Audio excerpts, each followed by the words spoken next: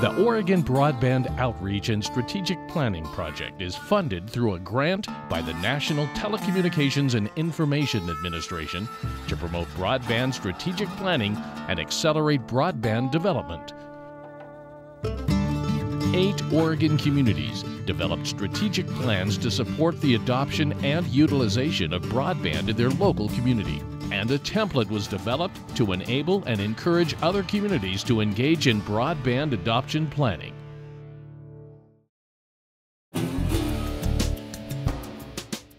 It's no exaggeration to say that the internet has changed the way most Americans work, communicate, and live their lives. Almost every personal and commercial activity has changed as a result of the internet. The internet is quickly becoming the platform for communication, for business, for government, for education, for information storage and retrieval, and for entertainment. It is really all-encompassing. It's hard to find an area of everyday life that isn't touched in some way by telecommunications. Everybody is seeing this as not only a workforce issue, and an education issue, but an economic issue. Information is just, we treat it as a utility, just like water or electricity or anything else. We view it as that important because you don't realize how important it is to you until you don't have it. Broadband is important to our community. It's important because it's being ingrained in everything that we do, and therefore we need to understand this evolution that's happening and how we can use it to better enable broadband services. What broadband in theory could allow us to do is overcome traveling distances and basically be able to participate in new kinds of commerce and educational and training opportunities that are out there and available. Broadband access is also something that we believe is going to help us jump into the future with the rest of the world. Small rural community, we were pretty heavily dependent on natural resources, wood products. That's gone away. If we are going to do anything other than stagnate and die, we need to change, and broadband is going to be the key to making that happen. When you start thinking about what our lives look like today, our lives are dramatically different than they were when I grew up. Today we're connected in almost every way in our lives. When you start thinking about how broadband impacts your daily life, of course the first thing that comes to mind is entertainment, but it goes way beyond that. What we found in a lot of communities is that awareness is a big issue. It came up as a problem in almost every community we went to, that people just don't understand what broadband applications are and how to use them. There's a lot of reasons that remote and rural communities care about and should care about broadband utilization and adoption and access. For one thing, ability to access healthcare services remotely. As hospitals and clinics are slowly migrating away from rural communities, broadband provides an opportunity to have world-class consultation for medical needs. Broadband provides a way for students to have access to the statewide educational resources in small towns that might not be able to have an advanced math teacher or advanced chemistry teacher. That's one of the wonderful things about broadband is it gives you the capacity to telecommute from virtually anywhere that has the service. And we feel that Sandy has so much else to offer that if commuting was no longer an issue, we feel a lot of people would like to live in our community.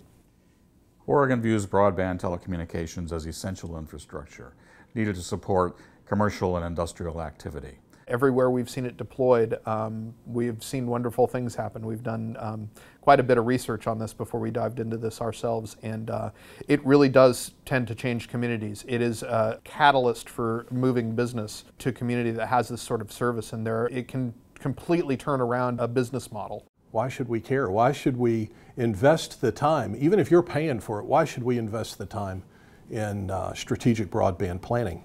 It's a very low cost, very high yield activity to get people ready for the future and for the new economy. It also serves as an accelerator for economic and community development. Those two reasons right there, at least from a city perspective or from a municipal government perspective, are very important because it leads to growth. And growth is the most important thing from a local government perspective. Planning for broadband adoption also supports infrastructure development. There's no better incentive for continued investment in broadband infrastructure than paying customers. To not consider the advantages of broadband is to sort of miss the train on it, if you will. In our broadband planning project, we were in 8 communities, the majority of which are rural, and in fact, some would even call themselves remote communities. And they all had different goals, broadband goals, but the number one thing that we heard, and we heard it in every one of those communities, is we are losing our youth. We're losing them to places that have jobs. We're losing them to places that have more educational opportunity. We're losing them to places that have access to the rest of the world. And these communities saw broadband as a key tool to bring all those things into the community. I think communities need to engage in broadband planning at the local level in order to make a difference for their future. So how do you get there? How do you get to the point where your community has got this fabulous draw for bringing in new businesses, economic development, bringing in living wage jobs? How do we keep youth here? And if they go away to college, what do we do to get them to come back? It's so important for people to understand how to use this and to be prepared to move into the digital economy. If you want to be a community of excellence, and if you recognize the fact that broadband really is at the heart of pretty much everything that happens in your community, enabling your community to go to the next level, to be healthier, to be more sustainable, to be more diverse.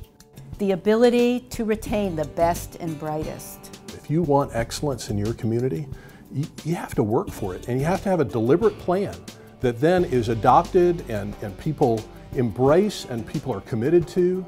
We tried to develop a process that was very efficient, that would use busy people's time very efficiently and not waste anyone's time, because it's hard to gather so many people from the community. And when you do, you really want to mine them for what they know. To set the stage for that conversation in 8 different communities, I think really gave us the opportunity to go down that path and intelligently answer the question of not just adoption, but healthy, proper, wise utilization in a community, planned, thoughtful utilization of broadband.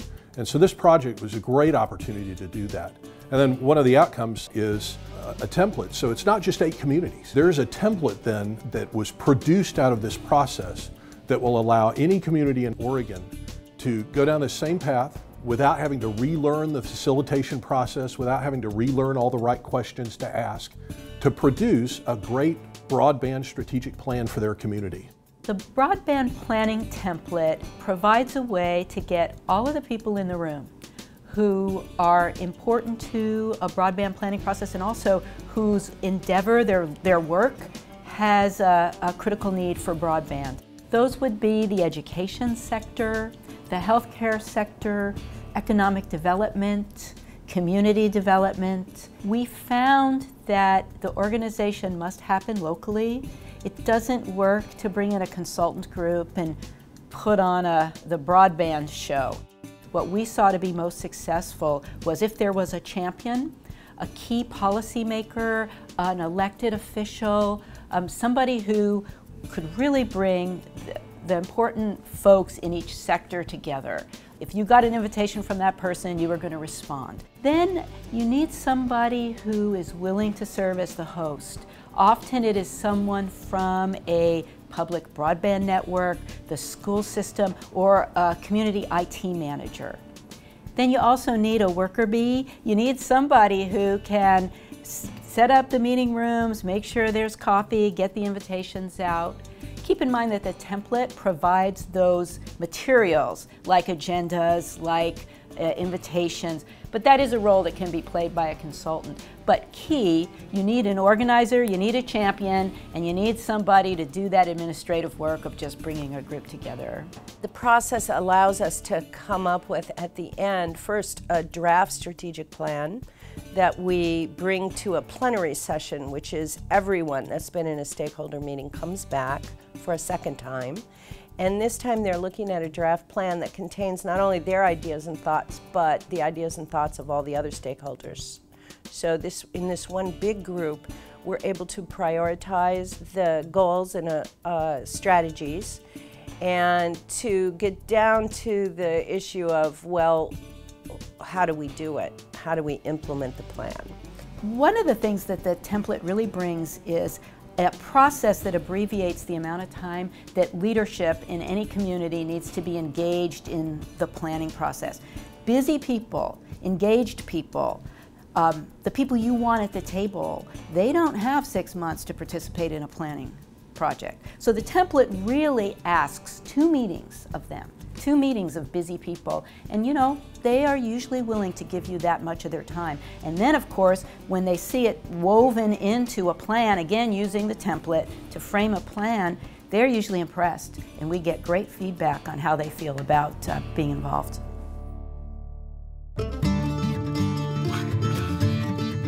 It was really effective for us to organize our thoughts and to organize the information coming in from the community to us. We had a lot of input from a lot of different groups. The fact that we did have this structure together made that process a lot easier, and I was actually very impressed with how smoothly it went from beginning to end.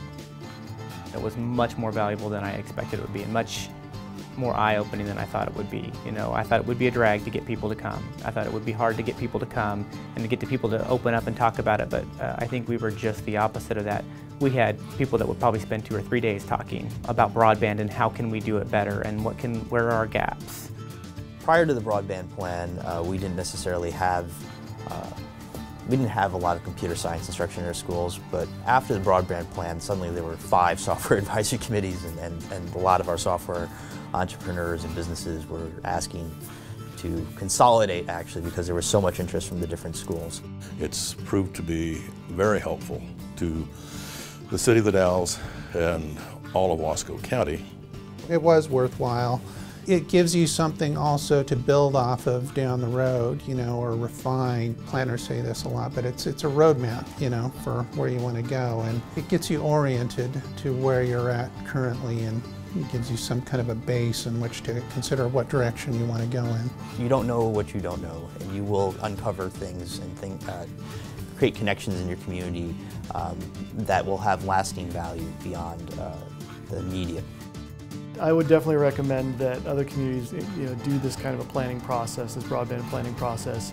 Anytime you can get a diverse group of people together in the same room, and if you're going to be serious about it, if you're really going to put the effort out, it's always going to pay dividends, because you get these people who don't necessarily interact on a daily basis but are working on similar things, and you get them in the same room and get them interacting, and the creativity that comes out of that, the ideas that come out of that, and the synergy that comes out of that, it will only do good things. We're making some progress on the goals and, you know, implementing our strategies. Currently, we've established a new computing center in the Tribal Government Administration Building.